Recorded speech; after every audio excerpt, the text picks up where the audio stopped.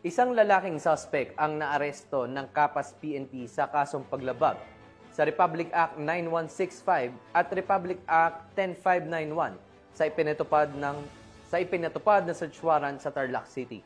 Ibabalita yan ni Police Corporal Giselle Rivera.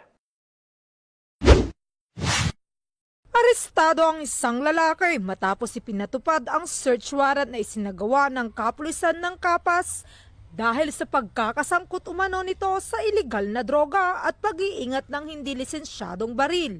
Ikinasa ng mga operatiba ng 1st Provincial Mobile Force Company ng Tarlac PNP sa pakikipagtulungan ng Kapas Municipal Police Station at Provincial Intelligence Unit ang naturang operasyon sa Barangay Cristo Rey, Kapas, Tarlac. Kinilala ang akusado na si alias Esmer 26 anyos, isang negosyante at residente ng nasabing barangay.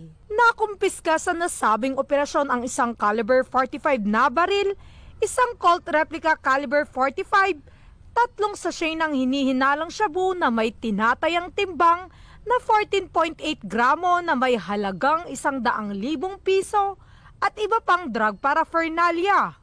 Ayon sa pulisya ay sinagawa ang paghahalughog sa maayos, mapayapa at makataong pamamaraan sa presensya ng barangay officials, mga miyembro ng Bantay Bayan, kinatawan mula sa DOJ, NPS at ilang miyembro ng media.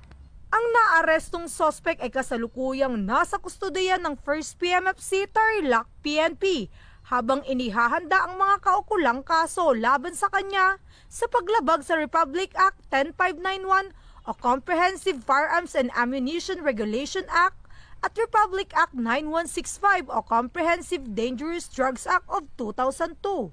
Sa patuloy na kampanya ng pulisya laban sa iligal na droga, muling nananawagan ng mga otoridad sa ating mamamayan na makipagtulungan upang mapanatili ang kapayapaan at kaayusan sa ating mga komunidad. Mula dito sa Central Luzon, ang inyong PNN correspondent, Police Corporal Giselle V. Rivera, alagad ng batas, tagataguyod ng Balitang Pulis.